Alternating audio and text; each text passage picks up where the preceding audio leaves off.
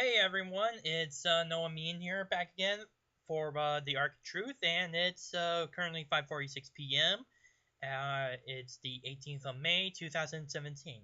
So there are actually a few stories that I haven't addressed yet, and I kind of wish that I had addressed it, but I working on college right now, so I'm I'm kind of focusing more on my studies than I am with my channel. So I'm trying to make sure I balance that out so that it would work, so that eventually it will work out. Anyway, here are the few stories I have. One is the for one the possible um or well the incident in New York City where one person was killed and 22 was injured after a car ran over people in Times Square. The sec the second is the more about James Comey and what Trump has to go through yet as of now because of what Congress has actually done with the special counselor. And there was another story. Let me think here. Okay, there was James Comey. There was the dang it. Hold on. I think you know what? It could maybe come back to me later in this video. If not, I'll just continue with those two stories, and then I'll make another video of it. First of all,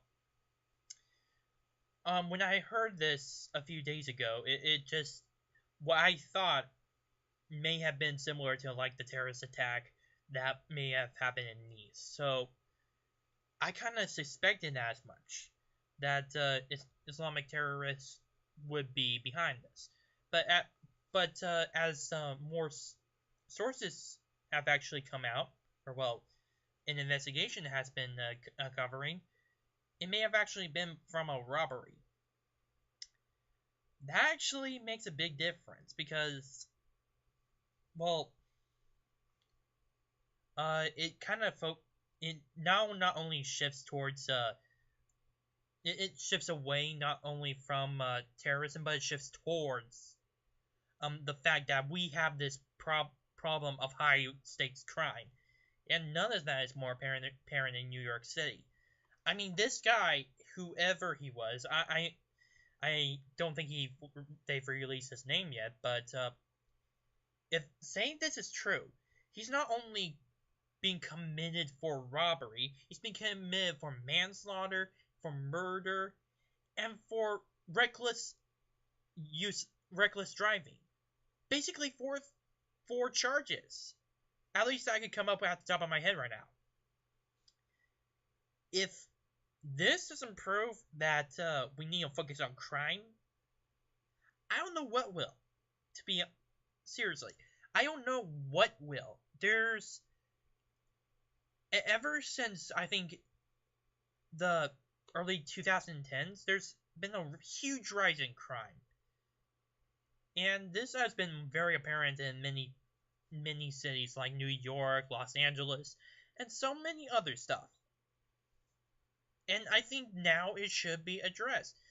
I mean, yeah, it is kind of being addressed with how President Trump is trying to deal with some of the situations and how much things have changed. Like body cameras are now mainly required in a lot of other police departments, but still, it feels like that even with all those even with that, there's still other problems that we have to that are occurring because of it. And well, I don't want to. I don't know. Again, I don't know who the person is, but man, I can't believe it. I'm kind of blaming this surge of crime on Black Lives Matter. I now before you do say anything, I'm not blaming Black Lives Matter for this incident. I am absolutely not. In fact, there I don't know who it. Like I said before, I don't know who it was that was behind the driving wheel. So I cannot be saying yes or no if anyone who was actually sympathizes with BLM or anything was actually a part of that. So I'm not putting any judgment on there. But what I will say is that BLM, ever since Michael Walker, or no, sorry, Michael Brown, my bad. Since the death of Michael Brown, there's been a lot of crime being committed, and it's not just through and it's not just robberies, like the alleged robbery in Times Square. It's also the same. It's also a few other things like a few like murders. Take Chicago for instance. There's last year I think there were around 1,400 victims of gang violence. And if you recall, back in Chicago, there was a Facebook live stream of these four black people intimidating this one disabled white man. And it just gets me upset. The point is that this sudden surge with the demand for radical social change from the Black Lives Matter movement, I believe is the result of the rise in crime. That's all I'm saying. I am not saying anyone from the BLM movement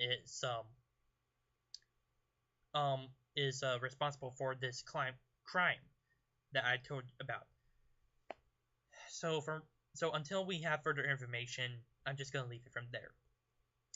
The next story is, of course, a little bit more information on President Trump and, of course, the Russian investigation. I mean, as everyone knows, about a week ago, James Comey was fired from his position of FBI director. Now there's already a call from all of Congress to appoint a special prosecutor or special investigator or whatever to look into these claims of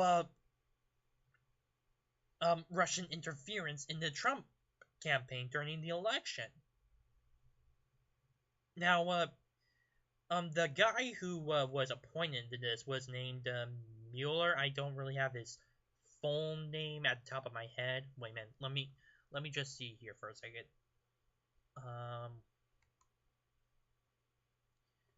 It was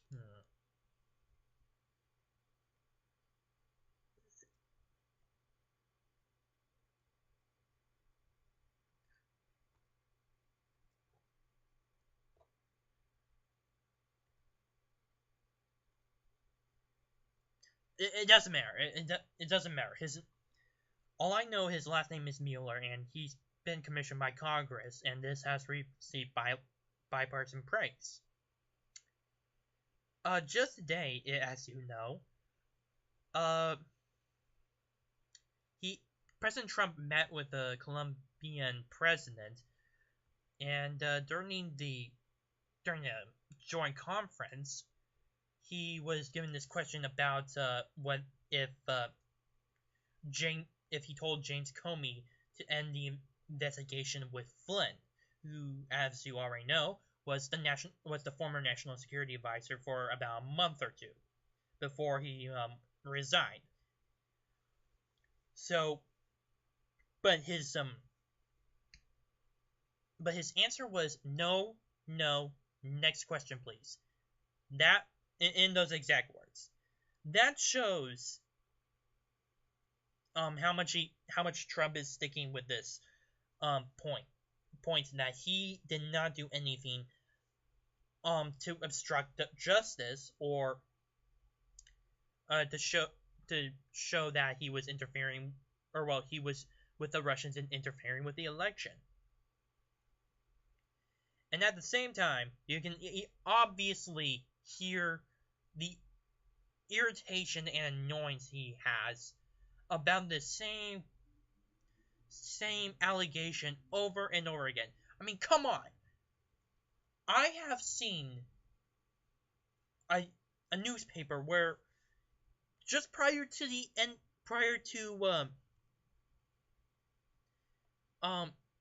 the election on November 8th last year, that showed that an FBI investigation showed no evidence of Russia having contact, or no, of Trump having contact with the Russians. Okay, that shows that Trump didn't really have anything to do with them. What does he have to do in order to show that he is not with the Russians? And what does he need to show to prove that he wasn't trying to obstruct justice? I mean, I would be annoyed the same way he is right now with all this controversy. It's being brought up again and again, and it's so freaking annoying. Again, I'm a practical man. I believe that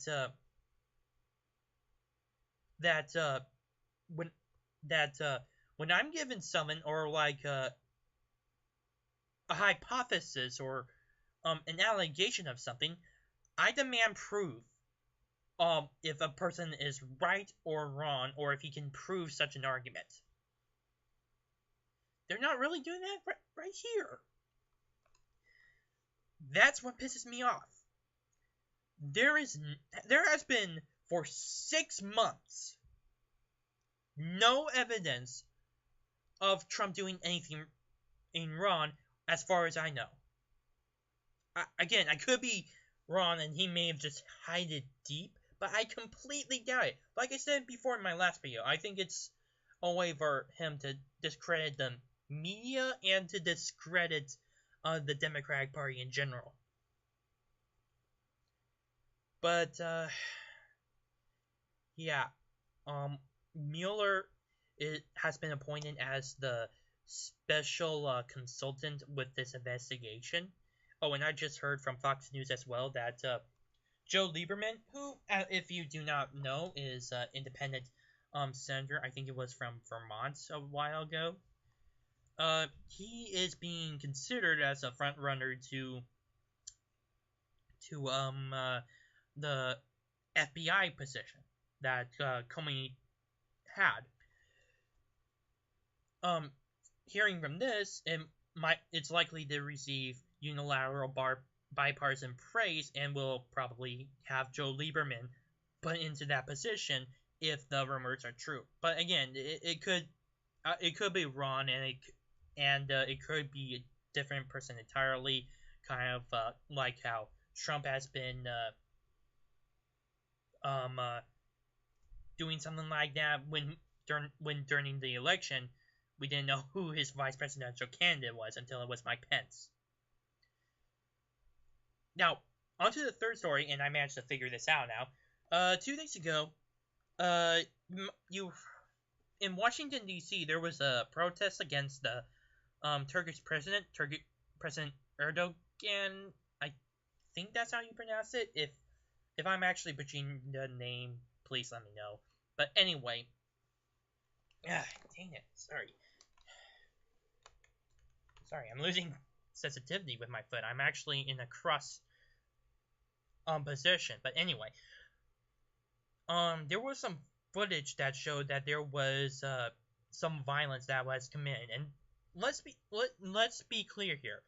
This was a fairly small protest, like maybe 10-15 people who were on the other side of the street from the Turkish embassy.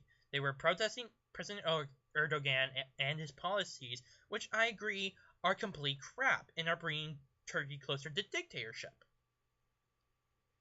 But there have been claims that Erdogan's bodyguards somehow may have actually started to um fight against the protesters, like to beat them up to keep them silent. That's the funny thing. If the allegations are true, this just hit a new low for U.S.-Turkish relations. It's one thing to do that in your own country, but to do that in someone else's country, in particular, the United States of America, which has the First Amendment, which guarantees the rights to peacefully assemble and to freedom of speech, is another. Completely another. It doesn't look good. In fact, if Erdogan's popularity with the Turkish people is low already, it's gonna get even lower, because now he's if, like I said before, if the allegations are true, this is actually pushing Turkey's allies away, and don't want really in Turkey that Turkey seems to like that very much. In fact, they prefer a more secular, democratic Turkey, which is why they're kind of having problems right now. And you even seen in the alleged in the failed coup attempts last year.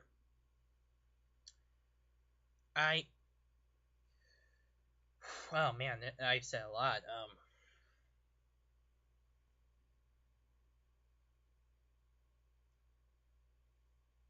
It's really insulting to have a foreign power um just violently suppress another person's freedom of speech, even though that they're in a completely different country.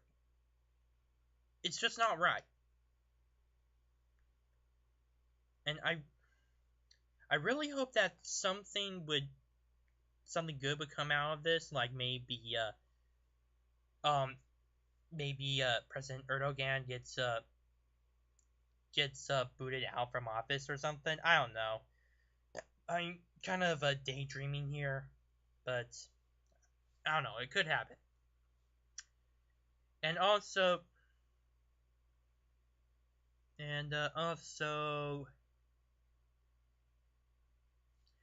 uh, maybe this could show just the United States government that it needs to figure out new methods in order to not not just to enforce the rule of law, but also to make sure that all foreigners, especially those bodyguards from the Turkish embassy, follow the exact same rule of law as long as they're in this country. I know that the embassy remains as Turkish lands as a technicality, but well, yeah, it kind of is Turkish land because they did set up an embassy, but it still is very important that you follow the rule of law, no matter what. Again, I just hope something good can come out of it. Alright, that's all I have for today. Please leave a comment down below, subscribe, and share this with your friends. Okay,